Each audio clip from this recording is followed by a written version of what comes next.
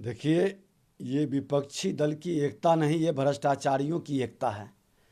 और तमाम भ्रष्टाचारी देश की एकता अखंडता के प्रति गंभीर नहीं है।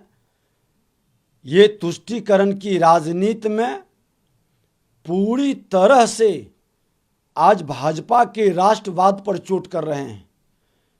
आज भारत के तमाम उन माँ भारती के संतानों का जिसका मान सम्मान स्वाभिमान को बढ़ाने के लिए देश के प्रधानमंत्री कठिन मेहनत संघर्ष त्याग बलिदान के बदौलत राष्ट्र को विश्व के धरातल पर गौरवान्वित कर रहे हैं, उससे घबराए हुए इनकी दुकान बंद होने के डर से, इनके भ्रष्टाचार से अकुत संपत्ति कमाए हुए लोग अपनी संपत्ति और जेल जाने से बचने के लिए एकजुटता का प्रदर्शन कर रहे हैं।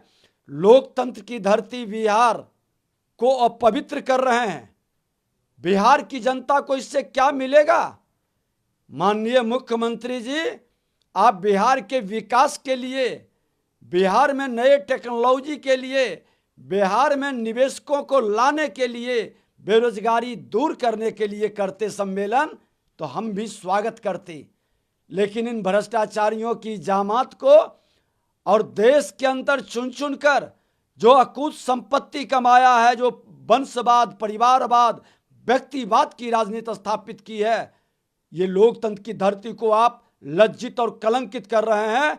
भारतीय जनता पार्टी से आपको एलर्जी हो सकता है, लेकिन बिहार के जो लोकतंत्र की धरती है, सांस्कृतिक विरासत जो गौरव प्रदान करता है, उसको क्यों लज्जित कर रहे हैं? यहाँ की जनता आपको माफ नहीं करेगी। उस बैठक में बिहार के लिए जो भय का वातावरण बना है, निवेशक भाग रहे हैं, लॉ एंड ऑर्डर संभालने की बात करते, हत्या अपहरण लूट बलात्कार का उद्योग चालू हो गया, इस पर चर्चा करिएगा। है हिम्मत? जो बिहार नहीं संभाल सका वो देश संभालने की बात करता है।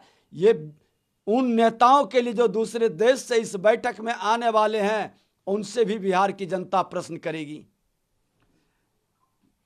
आरजेडी ने अपने ऑफिशियल ट्विटर हैंडल से नए संसद भवन की आकृति का ताबूत से तुलना करते हुए 2 फोटो डाला है। इसको लेकर के जब सवाल पूछा गया तेजस्वी यादव से, तो उन्होंने कहा कि उनके इस ट्वीट के बारे में कोई जानकारी नहीं है। देखिए, इनकी विकृत मानसिकता और सोच इनके हर एक्टिविटी ट्वीट से प्रदर्शित होता है। आप राजद के बड़े नेता हैं, उत्तराधिकारी लालू प्रसाद यादव जी आपको घोषित कर चुके, आपके पार्टी से ट्वीट जाता है, मालूम नहीं? करनी कथनी में कहीं से समरूपता है ही नहीं। आज ताबूत के निकट ही आ चुके हैं ना, ताबूत के बंधन से बंध चुके हैं। वह सोच इनके मन मस्तिष्क में व्याप्त है। और मैं बता दूं कि सत्य सनातन के संतानों को आप ताबूत में बांधना चाहते हैं। भारत को जब 1000 वर्ष की गुलामी में इसको मुगलों ने नहीं इसके संस्कार को रोक सका, अंग्रेजों ने नहीं रोक सका, तो आपके जैसे लोग ताबूत में नहीं भारत को बांध सकते। स्वतंत्र भारत, 21वीं सदी का भारत का नेतृत्व देश के प्रधानमंत्री नरेंद्र मोदी जी कर रहे हैं। और आपके गिदर भभकी से यहाँ के लोग भयभीत नहीं होंगे, जो खुद दया के पात्र हैं, जो जातीय उन्माद, धार्मिक उन्माद पैदा करके सत्ता हासिल करते हैं। विकास की सोच नहीं है, अपराध पर कोई लगाम नहीं है। वो व्यक्ति लोकतंत्र के पवित्र मंदिर, लोकसभा का सबसे बड़ा देश का पवित्र लोकतंत्र के मंदिर का अपमान कर रहे हैं। यह दुखद दुर्भाग्यपूर्ण है। ऐसे मानसिकता के लोगों को देश की जनता जवाब देगी। और इनको ताबूत नजर आता है, इनको क्यों नहीं वह त्रिकोण, त्रिदेव का स्वरूप नजर आया, जिस त्रिकोण और त्रिदेव में साक्षात शंकर का स्वरूप दिखाई पड़ता है, विष्णु का स्वरूप दिखाई पड़ता है, ब्रह्मा का स्वरूप दिखाई पड़ता है। आज तमिलनाडु से लेकर कन्याकुमारी तक संपूर्ण भारत का मंत्रोच्चारण हो रहा था। वैदिक संस्कार का स्वरूप झलक रहा था, इससे छटपटा गए। वोट की राजनीति में, तुष्टीकरण की राजनीति में अपने संस्कार को छोड़ दिए। कौन सा शास्त्र और कौन सा संविधान में लिखा है कि धर्मनिरपेक्षता का मतलब अपने धर्म का अपमान करना? आप अपने धर्म का अपमान कर रहे हैं। हमारा त्रिकोण को, त्रिदेव को ताबूत से तुलना करके, लोकतंत्र के उस पवित्र मंदिर को ताबूत से तुलना करके आपने सत्य सनातन के अपमान किए हैं। इस अपमान का सजा आपको भोगना पड़ेगा। 9 साल पूरे हुए हैं मोदी सरकार को। इसको लेकर के मोदी सरकार ने निर्णय लिया है कि हर राज्यों के मुख्यालय माने कैपिटल में, राजधानी में एक एक मंत्री प्रेस कॉन्फ्रेंस करके 9 साल के कार्यों की जानकारी देंगे। पटना में भी गजेंद्र सिंह शेखावत को मौका मिला है। देखिए, 9 साल बेमिसाल देश के प्रधानमंत्री जी के किए हुए उत्कृष्ट कार्य हर जनता तक जाए, लोग जाने और अपने राजनेताओं के बारे में उनकी पहचान, उनकी जानकारी से गौरवान्वित हो। आज देश के अंदर कितना बड़ा बड़ा परिवर्तन हुआ। जहां आधी आबादी हमेरा अंधेरा में था 14 के पहले, आज कोई गांव अंधेरा में नहीं है, हर घर में रोशनी पहुंच गया। आज 50 करोड़ से ज़्यादा लोगों को बीमारी से, मौत से रोकने के लिए आयुष्मान भारत का कार्ड है। आज कई ऐसे, हर गरीबों को, किसी को भूख से मरने नहीं दिया जा रहा है। 80 करोड़ लोगों को घर में अनाज पहुंच रहा है। आज बताइए, गैस का चूल्हा से लेके कई ऐसे कार्य हैं, दर्जनों कार्य की जानकारी जिसका लाभ बहुत लोग आज भी नहीं ले पा रहे हैं। उन लाभ लोग उठाए, इसके लिए आज प्रेस कॉन्फ्रेंस किया जा रहा है।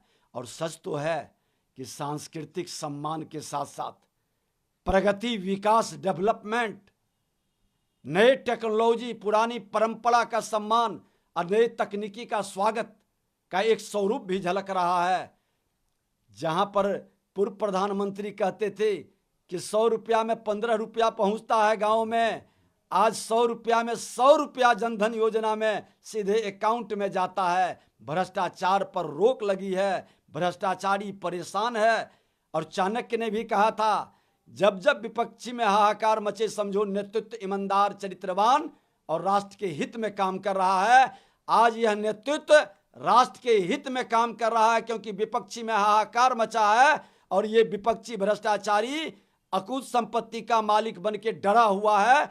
इसलिए इस नेतृत्व का स्वागत पूरा देश करेगा और पूरे देश तक इसका संदेश जाए, इसके लिए आज प्रेस कॉन्फ्रेंस है। संसद की जनता की आवाज है।